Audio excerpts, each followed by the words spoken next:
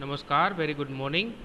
Shri BBNPP Hirpara कन्या विद्यालयना online शिक्षण में धोरण 9 में अभ्यास करती हूँ तमाम बहनों अंग्रेजी विषयना लेक्चर में हूँ फरी एक वखत हार्दिक स्वागत करूँ छूँ। तो बाळको आपणे छठा नंबरनो पाठ जोई रह्या छीए। पाठ आपणे पूर्ण थई गयेलो छे अने एक्सरसाइजनुं सोल्यूशन करी रह्या छीए। पाठनी पाछळ जे एक्सरसाइज आपेली होय, जे प्रश्नो आपेला होय, एमां जे अगत्यना प्रश्नो होय, तमारी परीक्षा में पूछवा लायक प्रश्न होय तेनुं आपणे सोल्यूशन करवा जई रह्या छीए। तो गया लेक्चर में मैं तमने एक्सरसाइज सोल्व करावेली, मने आशा है कि तमने व्यवस्थित रीते समझाई गई हशे अने जे मैं होमवर्क आपेलुं ए पण तमे तमारा पाका चोपड़ा में उतारी लीधुं हशे। अने छठा पाठनी जो बात करिए तो आपणे एक छेल्ली एक्सरसाइज बाकी रही है, ए छे C5। C5 छे आंसर ध क्वेश्चन्स, प्रश्नोना उत्तर आपो। C5, C एटले कॉम्प्रिहेन्शन, कॉम्प्रिहेन्शन एटले पाठने लगता प्रश्नों। तो बाळको आपणे पाठने लगता प्रश्नों जोई रह्या छीए अने एमां C5 करवा जई रह्या छीए। तमे तमारी मोबाइलनी स्क्रीन पर जोई शको छो कि कुल 9 प्रश्नों आपेला छे अने आ 9 प्रश्नों आपणे जे पाठ समझ्यो द नाइट ट्रेन एट देवोली ए पाठने लगता बधा ज प्रश्नों छे।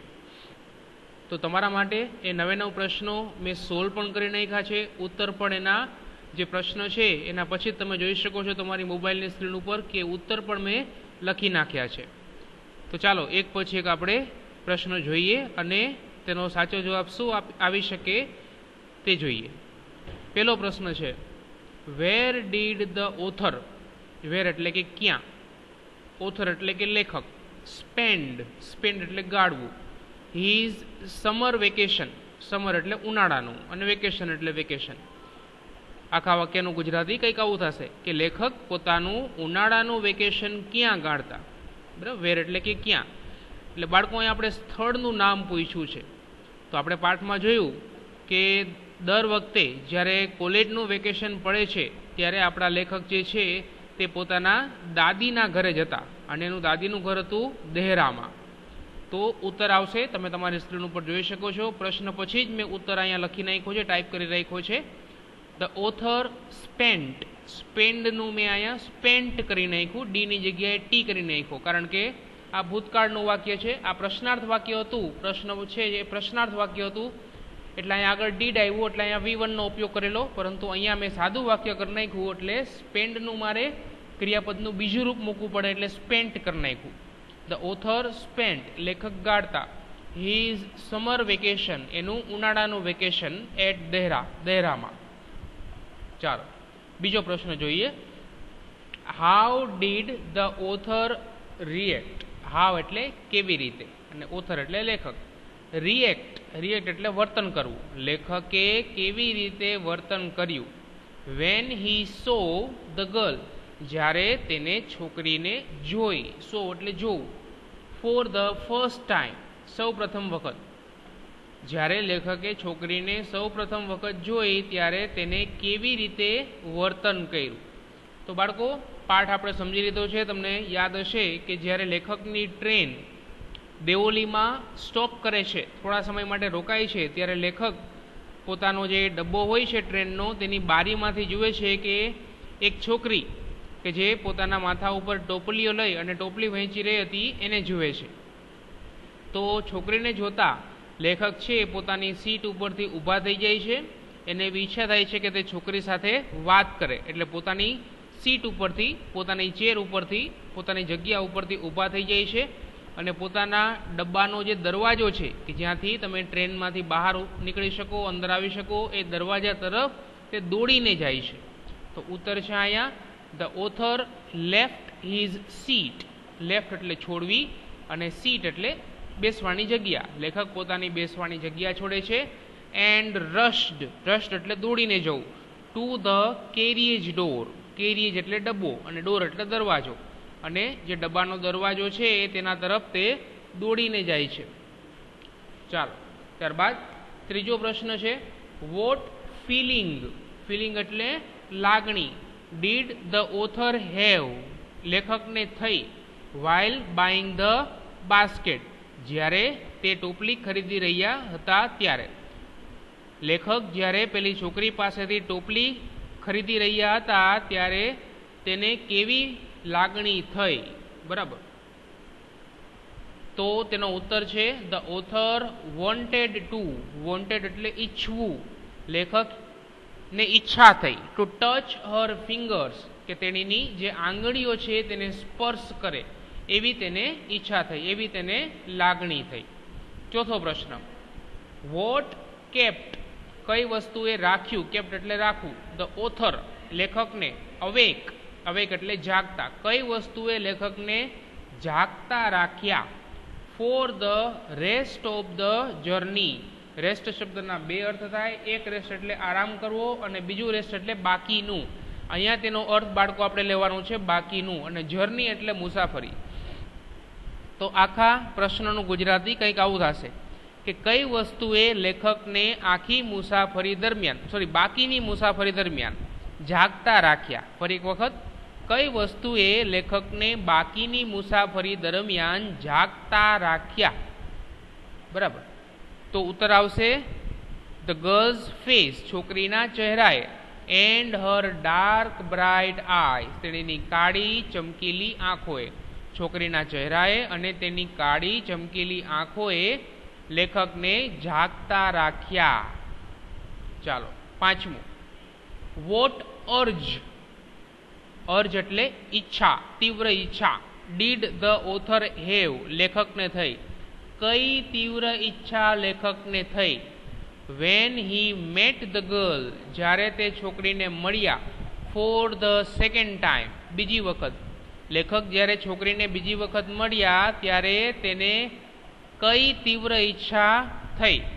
આખા પાઠમાં આપણે જોયું કે લેખક છે તેની છોકરી સાથેની બે વખત મુલાકાત થાય છે. તો જ્યારે લેખક છોકરીને બીજી વખત મળ્યા ત્યારે લેખકને કઈ તીવ્ર ઈચ્છા થઈ. તો ઉત્તર છે ધ ઓથર ફેલ્ટ, ફેલ્ટ એટલે અનુભવવું, લેખકે અનુભવી, ધ ઇમ્પલ્સ, ઇમ્પલ્સ એટલે તીવ્ર ઈચ્છા. જે અર્જ શબ્દ પ્રશ્નમાં જે અર્જ શબ્દ આવેલો હતો તેનો સમાનાર્થી શબ્દ છે ઇમ્પલ્સ. બંનેનો અર્થ થશે તીવ્ર ઈચ્છા.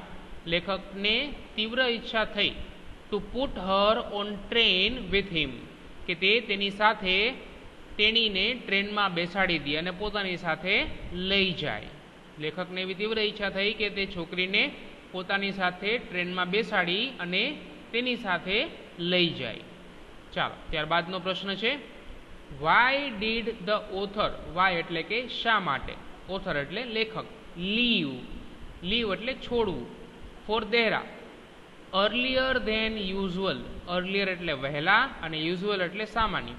લેખક દેહરા માટે સામાન્ય કરતા વહેલા શા માટે નીકળી ગયા. ફરી એક વખત, લેખક દેહરા માટે સામાન્ય સમય કરતા વહેલા શા માટે નીકળી ગયા.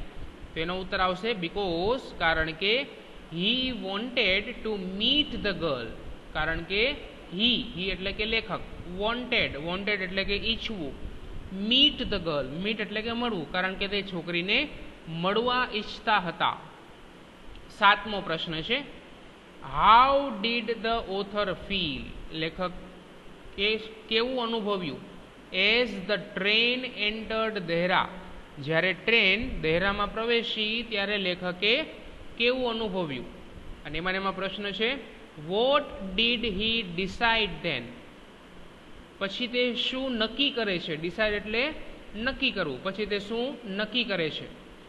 તો ઉત્તર છે, સૌથી પહેલો પ્રશ્ન જોઈ લઈએ કે જ્યારે ટ્રેન છે તે દેહરામાં પ્રવેશે છે ત્યારે લેખકે શું અનુભવ્યું.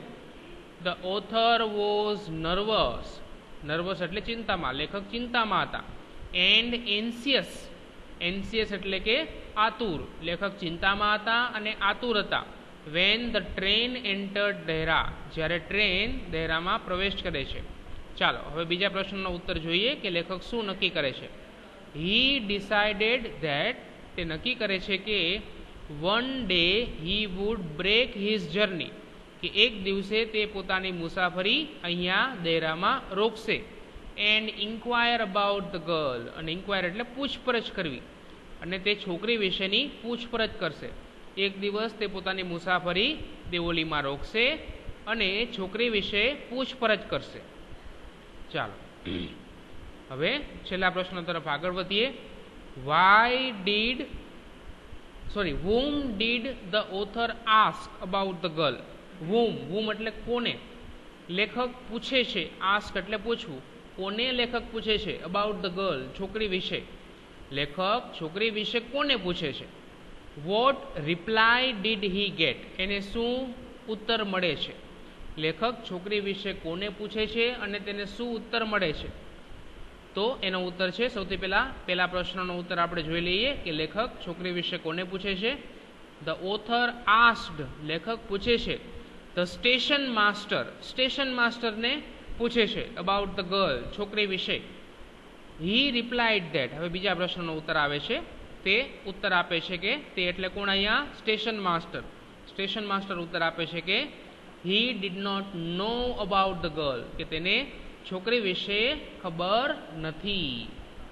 ચાલો હવે છેલ્લા પ્રશ્ન તરફ આગળ વધીએ. 9મો પ્રશ્ન, why did the author, why એટલે કે શા માટે, લેખક શા માટે, વોન્ટ ટુ બ્રેક ઈચ્છતા હતા, બ્રેક એટલે રોકવું, ધ જર્ની એટલે કે મુસાફરી, એટ દેવોલીમાં, લેખક શા માટે દેવોલીમાં પોતાની મુસાફરી રોકવા ઈચ્છતા હતા. કુડ હી ડુ ધેટ, શું તે આવું કરી શક્યા. ચાલો બે પ્રશ્નો છે. સૌથી પહેલા પ્રશ્નનો ઉત્તર આપણે જોઈ લઈએ. The author wanted to break his journey, લેખક પોતાની મુસાફરી રોકવા ઈચ્છતા હતા, એટ દેવોલીમાં. To inquire about the girl, છોકરી વિશે પૂછપરછ કરવા માટે. ચાલો અહીંયા પહેલા પ્રશ્નનો ઉત્તર પૂરો થાય છે. બીજા પ્રશ્નનો ઉત્તર જોઈએ. કુડ હી ડુ ધેટ, શું તે એવું કરી શક્યા, શું તે પોતાની મુસાફરી દેવોલીમાં રોકી શક્યા. But he could not do that, પરંતુ તે એવું કરી શક્યા નહીં. ચાલો બાળકો, તો આપણે અહીંયા 1 થી 9 પ્રશ્નોના ઉત્તર છે તે સોલ્વ કર્યા છે. તો આ 9 પ્રશ્નો તમારે તમારી ફેરબુકમાં વ્યવસ્થિત ઉત્તર સાથે લખી લેવાના રહેશે. તો અહીંયા આપણો જે છઠ્ઠો પાઠ છે તે પૂર્ણ થાય છે. હવે આના પછીના લેક્ચરથી તમારો જે પ્રથમ સત્રનો કોર્સ છે એમાં આવતા જે વ્યાકરણના મુદ્દાઓ છે તેની શરૂઆત હવે આપણે આના પછીના લેક્ચરથી કરશું. ચાલો.